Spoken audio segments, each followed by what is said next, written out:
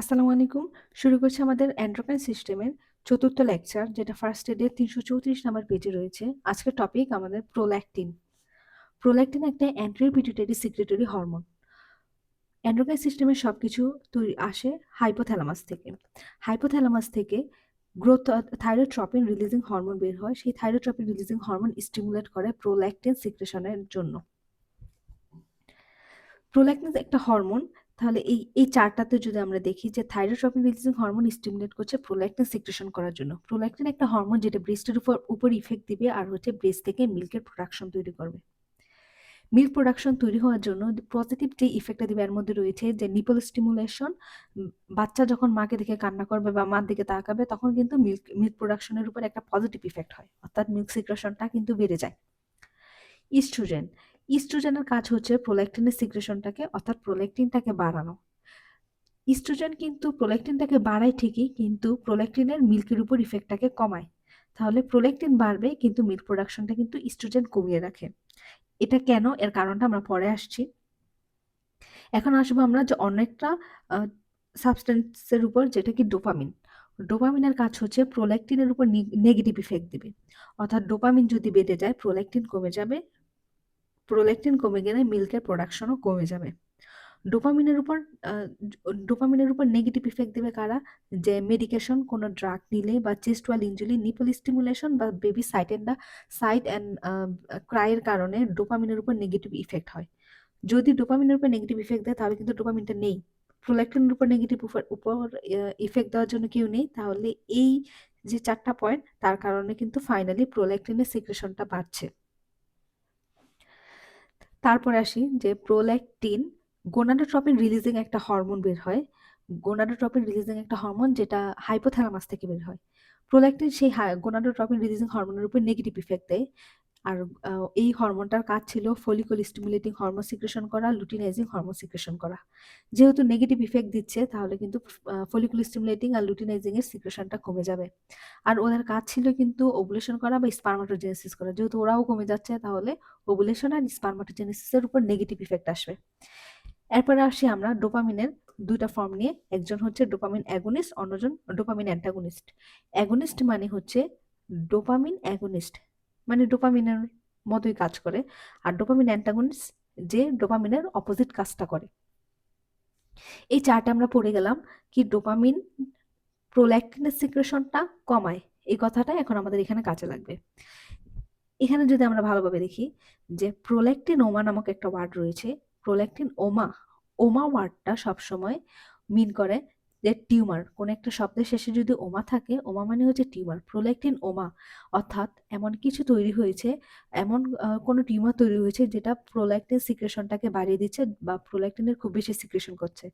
তাহলে প্রোল্যাক্টিনের পরিমাণটা বেড়ে যাওয়ার কারণে আমাদেরকে ওকে ইনহিবিট করতে হবে। ইনহিবিট করার জন্য আমরা কিন্তু ডোপামিন অ্যাগনিস্ট, অর্থাৎ যার কাজটা হবে ডোপামিনের মতো, মানে প্রোল্যাক্টিনের সিক্রেশনটা কমাবে। তাহলে আমরা ডোপামিন অ্যাগনিস্ট প্রোল্যাক্টিন ওমা ট্রিটমেন্টের জন্য আমরা ইউজ করতে পারি। ডোপামিন অ্যাগনিস্ট হিসেবে রয়েছে ব্রোমোকিপটিন এন্ড দ্য কালভিরকোলাইন। পরে আসি আমরা ডোপামিন অ্যান্টাগনিস্ট। ডোপামিন অ্যান্টাগনিস্টটা কাজ হবে ডোপামিনের অপোজিট কাজ। ডোপামিন করেছিল প্রোল্যাক্টিনকে কমাচ্ছিল। ডোপামিন অ্যান্টাগনিস্ট তাহলে প্রোল্যাক্টিনটাকে বাড়াবে। পর নিচের একদম লাইনটাতে রয়েছে যে স্টিমুলেট করে প্রোল্যাক্টিন সিক্রেশন। ডোপামিন অ্যান্টাগনিস্ট হিসেবে মোস্টলি অ্যান্টিসাইকোটিক ড্রাগ আর হচ্ছে মেটোক্লোপামাইড রয়েছে। আর ইস্ট্রোজেন, ইস্ট্রোজেন প্রোল্যাক্টিনের সিক্রেশনটাকে স্টিমুলেট করে, সেটা আমরা চার্টে দেখে আসছি।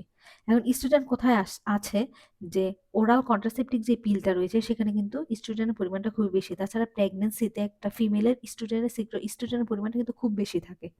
তাহলে সেগুলো কিন্তু স্টিমুলেট করে প্রোল্যাক্টিন সিক্রেশনের জন্য। এক্সেস প্রোল্যাক্টিন অর্থাৎ কোনো কারণে যদি প্রোল্যাক্টিন খুবই বেশি হয় তখন সেটা কি কি ইফেক্ট দিতে পারে, এখন আমরা সেটাই পড়বো। প্রথমে আসি যে আনমেরিড ফিমেলদের ক্ষেত্রে।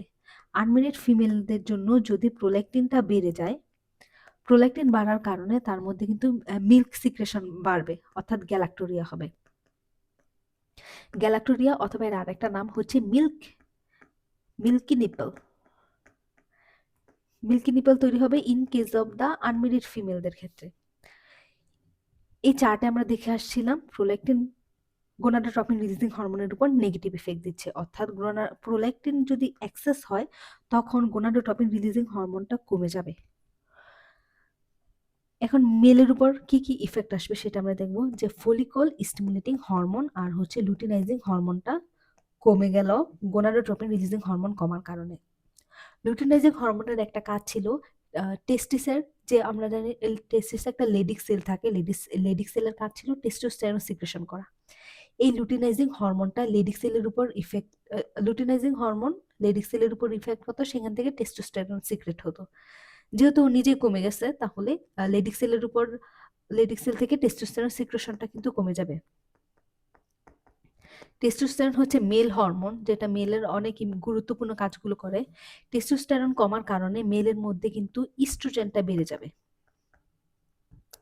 ইস্ট্রোজেন বাড়ার কারণে, ইস্ট্রোজেনের একটা কাজ ব্রেস্টের ডেভেলপ করা, তাহলে মেলের ক্ষেত্রে যদি ব্রেস্ট বড় হয়ে যায় তখন তাকে কি বলে, গাইনাকোমাস্টিয়া।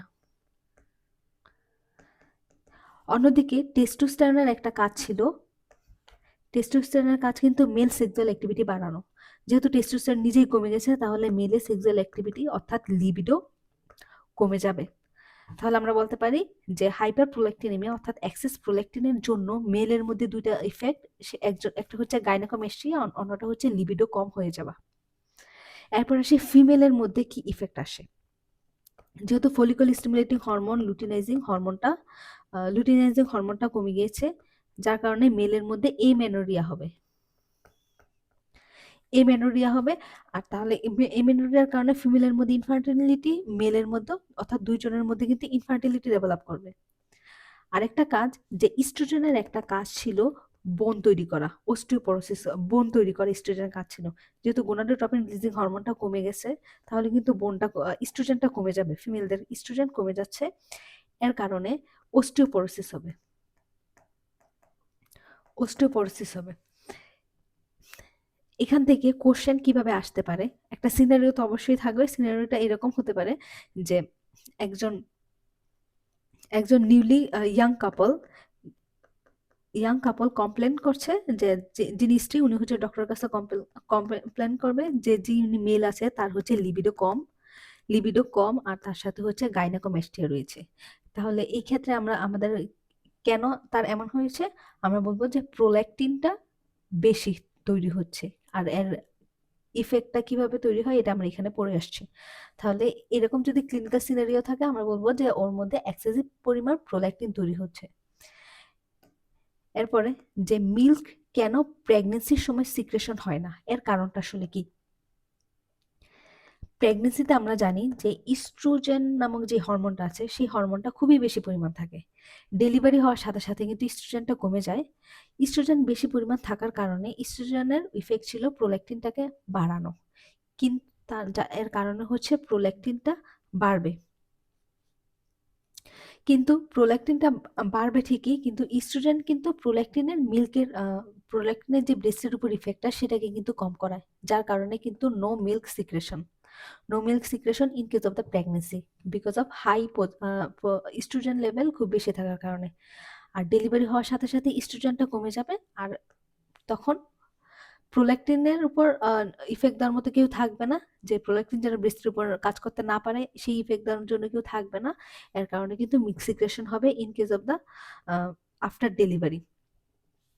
সিকিডি পেশেন্ট অর্থাৎ ক্রনিক কিডনি ডিজিজের ক্ষেত্রে কিডনি ফেইলার আর হচ্ছে কিডনি ফেইলারের পেশেন্টদের ক্ষেত্রে হাইপার প্রোল্যাক্টিনেমিয়া হবে। কেন হাইপার প্রোল্যাক্টিনেমিয়া হবে, কারণ প্রোল্যাক্টিন সিক্রেশন হতো হচ্ছে কিডনি দিয়ে, যেহেতু কিডনিটা নিজেই ফেইলার অর্থাৎ সিকিডি পেশেন্ট, তাহলে কিন্তু প্রোল্যাক্টিনের সিক্রেশনটা বেড়ে যাবে।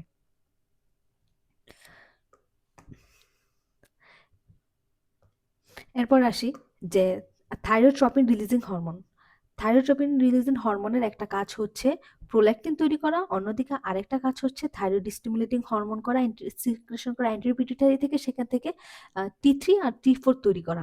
T3 T4 এর কাজ ছিল অ্যান্টেরিয়র পিটুইটারি এন্ড হাইপোথ্যালামাসের মধ্যে নেগেটিভ ইফেক্ট দিয়ে তাদের সিক্রেশনটাকে কমিয়ে ফেলা। কিন্তু কোন হাইপোথাইরয়েডিজমের যদি পেশেন্ট থাকে, অর্থাৎ পেশেন্টের যদি T4 কম থাকে, নেগেটিভ ইফেক্ট দেওয়ার জন্য কিন্তু কেউ থাকবে না। তাহলে নেগেটিভ ইফেক্ট দিয়ে কেউ না থাকার কারণে থাইরয়েড থাইরোট্রপিন রিলিজিং হরমোনটা কিন্তু বেশি থাকবে, আর থাইরোট্রপিন রিলিজিং হরমোন বেশি থাকার কারণে প্রোল্যাক্টিনের সিক্রেশনটা বেড়ে যাবে, অর্থাৎ হাইপার প্রোল্যাক্টিনেমিয়া হবে in case of the hypothyroidism. হাইপোথাইরয়েডিজমের ক্ষেত্রে হাইপার প্রোল্যাক্টিনেমিয়া হবে। এখন এটা হচ্ছে আমাদের হোয়াটসঅ্যাপ নাম্বার। যদি অ্যান্ড্রয়েড সিস্টেমের উপর ক্লাস এবং ফার্স্ট এডের অন্যান্য সিস্টেমের উপর ক্লাস পেতে চান, তাহলে এই নাম্বারে আপনারা হোয়াটসঅ্যাপ করতে পারেন। আর যারা ইউসিবিলি প্রিপারেশন নিচ্ছে তাদের কাছে আমাদের চ্যানেলটা শেয়ার করতে পারেন বা আমাদের ভিডিওগুলো শেয়ার করে দিতে পারেন। ধন্যবাদ সবাইকে এতক্ষণ ধৈর্য ধরে ক্লাসটা দেখার জন্য।